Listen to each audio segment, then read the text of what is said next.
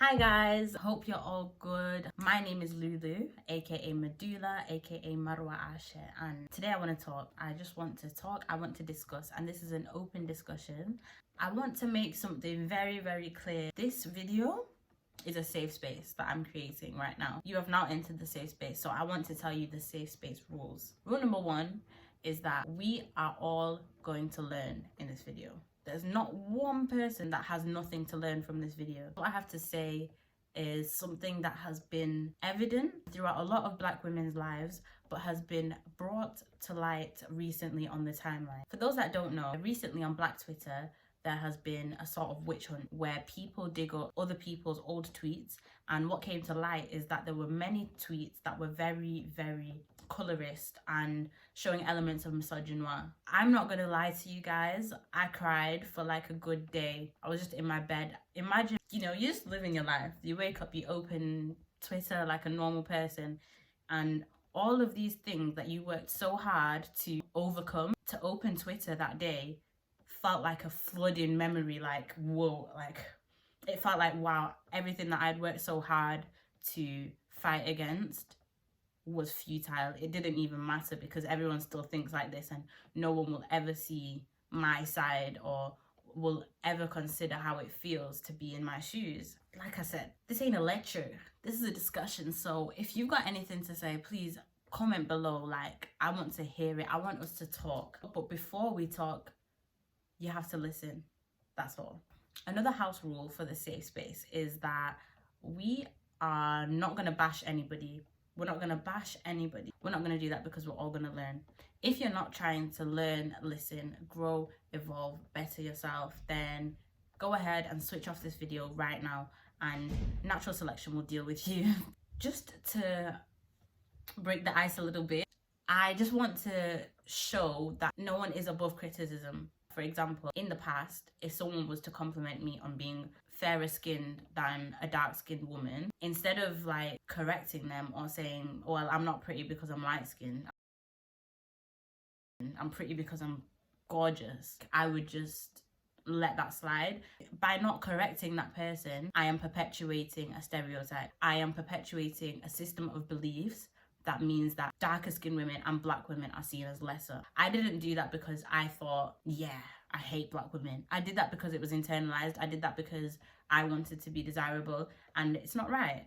Which is why in this video, I want to emphasize self-development and introspection. Please, it's so important. Like, I'm also not perfect, but I had to do some unlearning also. So now it's you guys' turn. And when I'm saying you guys, you know who I'm talking about. I want real change to come from this video. Like, I'm not even joking. It was so heavy on my heart that I'm someone who has always been very pro-Black, very Pan-African, very supportive of every single thing that is Black. But when this discussion came up on the timeline, and I know I'm not the only one that felt like this, I felt like, what's the point in doing anything that I do? What is the point if people that look like me don't even care? Obviously, there is like an outside racism of white people, but I don't care about that. I care about it, but I don't wish to change those minds. I wish to change the minds of Black people. I would like to point out the fact that discrimination, it doesn't just disappear into thin air. So one thing that was recurring on this topic was that they were young and all of this. Fair enough, but it's time to acknowledge that if you've not done anything in that time to unlearn the things that you used to think, it means that you still think them, but you just don't express them anymore because it's no longer as socially acceptable. So I want you to know that just because you're not actively perpetuating it, it doesn't mean you're not part of the problem, because if you're passively letting it happen, you're still part of the problem. So there's no two ways about it. You're either actively perpetuating it or actively fighting it.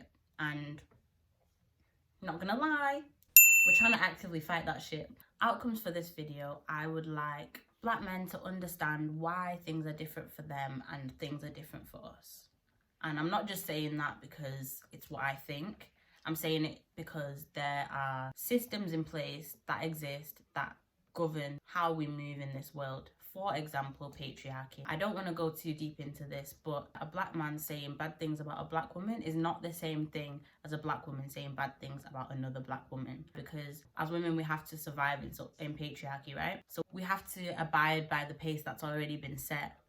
So if a black woman is saying bad things about another black woman, it's a projection. It's because that's what society has shown them is acceptable. So they just have to also be part of that acceptability. And the second thing I want us to understand from this video is the importance of a collective conscious. Is it conscious or conscience? The importance of a collective mindset. We all need to think the same. And that doesn't mean we need to agree. Like, don't get it twisted. We do not have to agree on everything, but we have to think the same in order to move in the same direction, in order to move as a unit and grow as a unit. So I just want that to be clear. So that's the two outcomes. See where maybe you apply and how you can change that in the future. I don't want this video to be about me being a victim and for people to give me sympathy. Yes, we've been through a lot, that's life, but we don't want sympathy, we want change, we want action, things that will actually help us in our lives, not sympathy, because we've been giving that to each other, we've been supporting each other, but change can only happen if other people change the way that they perceive us and treat us in the society. The first thing that I saw on Twitter is the absolute change of narrative. As in, it started off as a conversation about how black women were treated on Twitter, but like how normal it was to treat them as subhuman, you know? I'll put, again, more tweets because there were so many. So that's how it started. That's how the conversation started. But it ended with people tweeting, black men have it worse. Nella Rose is cancelled. That hurts. It really hurts because it was like, we're finally about to have this conversation about how we can be treated better in society, and then like you guys just turned absolute left. Like, you literally took a left turn and never came back. We ended up talking about why black men have it worse, or why Nella should be cancelled, even though like she was clearly a victim in this situation as well. So it was just like, she didn't even have the worst of the tweet, but it just shows that the proof is in the pudding. Like, we started off as the victim, but we could not, that was impossible for people to imagine, so it ended up being about something else. That's the first thing that I want to highlight, is that if we're talking about ourselves, don't make it about you. If it's an issue about you, we're not going to switch the narrative. We're going to discuss what we need to and take necessary action. So please, can we just have the same energy? And my friend also, he came into my DMs after I had put on Twitter that, yep, I'm coming off Twitter today because it's a bit too emotionally taxing for me, to be honest. I don't want to see all of this. And then he popped up to me in my DMs saying like, oh, but didn't you guys know, like, obviously these people have got problematic views. What did you guys like expect? And the way I received that is like, we've been new. Actually, that's true, we've been new. But the issue is no one's done anything to change it, and no one cares enough to check if we're okay, or, you know? So that's just another way that I felt as though, how can you miss the point so much? Are we that invisible? The second point that I wanted to make was about the gaslighting. Like, we have to remember that these problems are not just happening on Twitter. They're happening in real life. You'll say your issue as a black woman. You're saying what you've experienced. You've not pulled it out of thin air. You're saying it because you've been through it numerous times. And then someone will say, nah, like, how can you think that black men don't like black women? Like, where did you get that from? I got it from the way I've been treated all my life, right? That's one example of gaslighting. The way that I will say something, but people will make out as though it's so ridiculous that now it's invalid, when really you've got proof to back up what you're saying, but some voices are louder than others. And then another thing with the gaslighting topic is when people make statements such as, black women are so-and-so, they're loud, they're, I don't know, different stereotypes, and people will say, but that's just my opinion. Saying that it's your opinion takes away from the larger issue that's at hand, that there are systems outside of our community that view us in a certain way, and by having certain opinions, it's perpetuating that. I'm not saying you can't have opinions on people, but just, you don't have to say black women do this, do you get me? So yeah, people will be confused as to why black women think that black men don't like them, but in the same breath, people will tweet something like, this is why I don't like our females. While you guys are having this contradictory conversation, black women are just sat here like this, like, we're just sat here waiting to be heard so that we can talk about why we think these things, but just open your ears basically sometimes. And the last point is we are only heard majority of the time when another man is speaking for us. You can see this in the way that all of this Twitter chaos that was going on, Ghetts got interviewed to speak on it and it got a lot of attention, and what Ghetts said was, it was chef kiss. But it's like, we've been saying that. We've been saying exactly what he's saying, but it took another man for you guys to hear it. Do you understand? I can give like a more personal example. I put this whole discussion in my family group chat with my cousins and my male cousins who are black. And in that group chat, only 2 of them engaged with the conversation when there's a lot more of them in that group chat. And already that was a bit like, okay, so you don't want to talk about it because it means that you might have to change the way you are, or you might have to introspect in a way that you may not like to, right?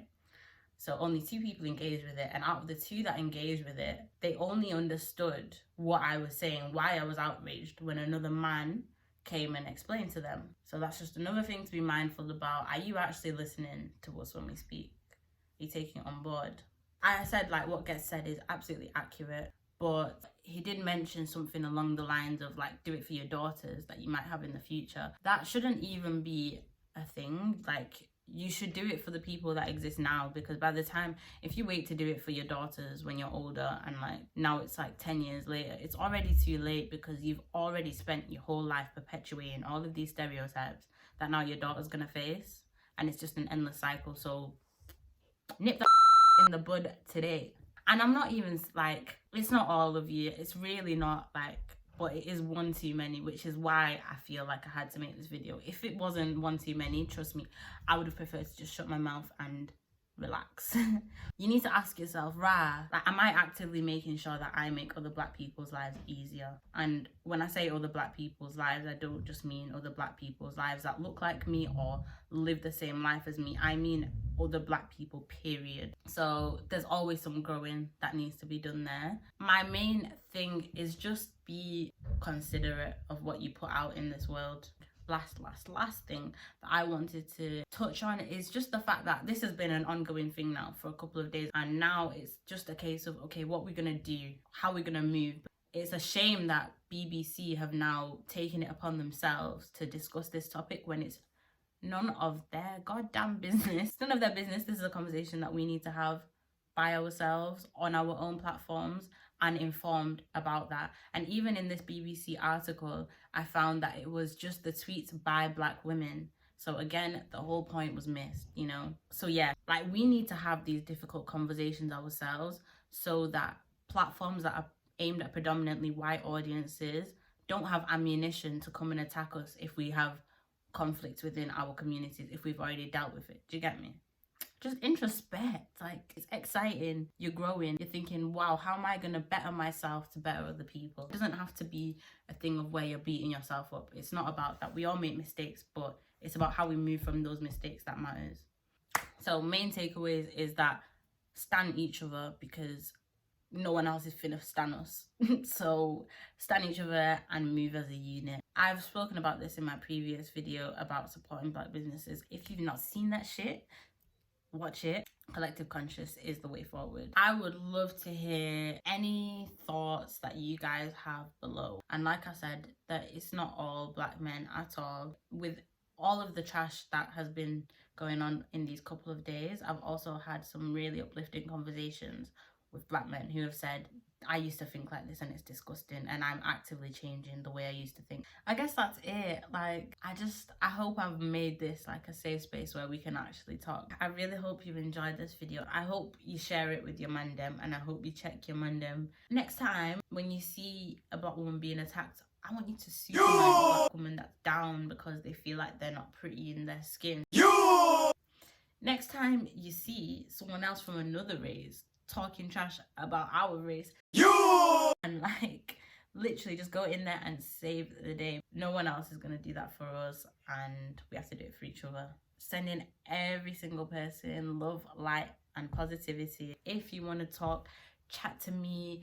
My DMs are open. I'm willing to listen to people that want to get things off their chest. If you would like to do that, I'm here to listen. Make sure you subscribe to my channel, please. Subscribe. Like, if you like this video, like it.